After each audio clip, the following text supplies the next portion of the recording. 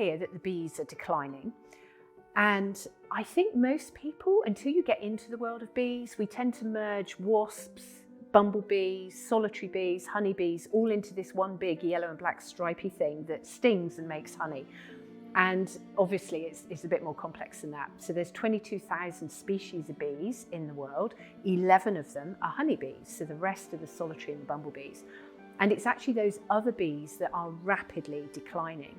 And the main reason for that is that they live in the soil, they live in the walls, they live in a lot of the environments that we've cleared or we've developed. And so their habitat has gone, but also their food source has gone.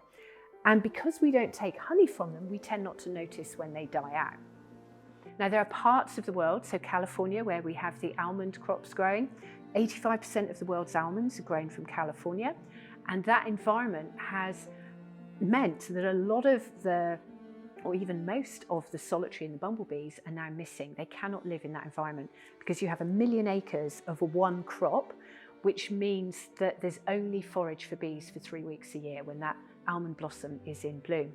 And so America has become dependent on the mass pollination system, which means that honeybees from all across America are put on lorries and they're transported all the way around America. So they start in February with the almonds, then they do cranberries, blueberries, cherries, the apples, pears, and they are exhausted. And 40% of those colonies will die from the stress of not only the transportation, but also the exposure to chemicals.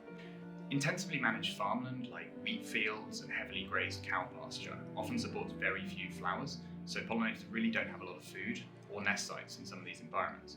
And so because of this, our towns and our cities and our villages with their residential gardens take on a whole greater importance.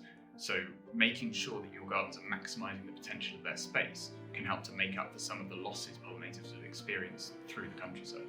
So one important factor is making sure that pollinators have food all year round. So from early spring, February and March into the late autumn. And this means picking particular plants that flower at the right times of the year. And that might be picking 3 or 4 shrubs that have complementary profiles, so they'll flower in the gaps that the other ones provide. And that means that your garden not only can supply food for long-lived insects throughout their life cycle, but also for shorter-lived insects when they emerge, whatever time of year. So the impact that humans are having on bees is not just a single thing. So it isn't just pesticides or fungicides. It isn't just the lack of forage. It is a combination of so many things. And this is the problem. And this is why it's very difficult to save the bees, because there isn't one thing we can ban or one thing that we can change to actually help them. And what we have to understand is the one thing we need to change is our environment. It's the whole environment. It's our chemical use in all our growings of food. So now in Sichuan province in China, they actually lost their bees 45 years ago. And they were told that if they stopped using chemicals then, the soil would only be ready for insects after 50 years.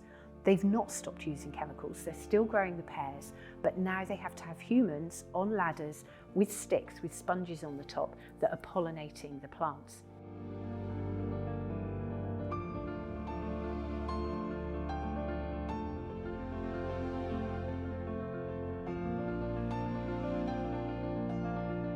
Now it takes 25 humans to do the pollination work of one honeybee. So if you really want to help the bees, the number one thing I recommend is eating, buying and growing chemical-free food. Because if it's the way we're growing our food that is killing the bees, what on earth is it doing to the people who are eating that food? So that's the number one thing.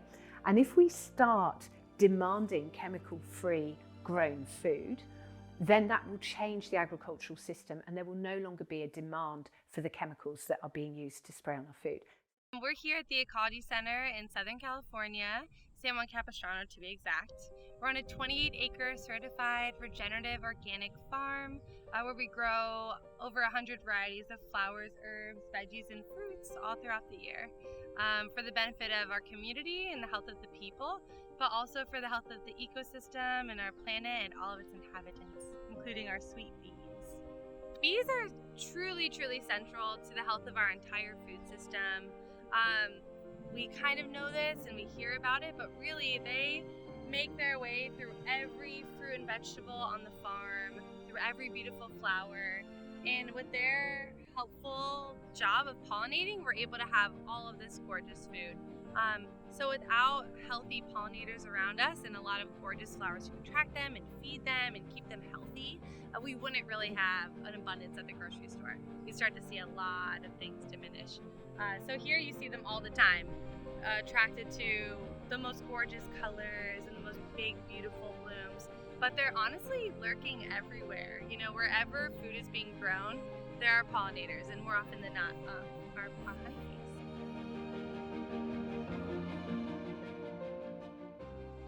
Different people manage their gardens very differently. So some can be real paradises for pollinators, and others can be full of pesticides, they can be full of plastic grass and all sorts of things that pollinators really aren't interested in. So it's important, if you are gardening for pollinators, to make sure you avoid pesticides, and where you can, try and pack in as many flowering plants as possible. Different plant species will suit different pollinators. Some have very long tongues and can access deep nectar down salvia and fuchsia, whilst others have short mouth parts, and so they need quite open species, like members of the daisy family, like Rudbeckia. So making sure you have a wide variety of different flowers of different colours and scents and shapes in your garden means that you can support the widest variety of different pollinating insects. So here on our farm, we grow about 70 different varieties throughout the year of all organic flowers. So the fields are full of bees, just getting nourished and really nutritious food. And not just bees, but monarchs and dragonflies and birds. Everyone's here. So right now we're in a patch of gorgeous zinnias. There's more zinnias here. We've got some marigolds back here that really are the picture of autumn. And back there we've got snapdragons and celosia, just a ton of different gorgeous options really for the bees to vacation in. There are a lot of amazing plants you can plant at home, whether you want those like annual flowers like the zinnias, or if you want more of a easygoing perennial flower, and that is where this lavender comes in. Now, if you live in a city, it can be really difficult. You think, I've only got a window box, I can't grow more flowers. But you can be involved with community projects. There's community garden growing. You could work with your local schools, you could work with colleges, and all kinds of associations where people are trying to grow healthy food. And healthy food for you is also healthy food for the bees. So, you know, be part of a community project, because it's a lot easier if we all work together. There are so many ways to support the bees and take care of our planet. Whether you're planting your own garden at home, or buying local organic honey, or supporting a farm that's making good choices for the environment and for the people, together we can all be a part of the solution.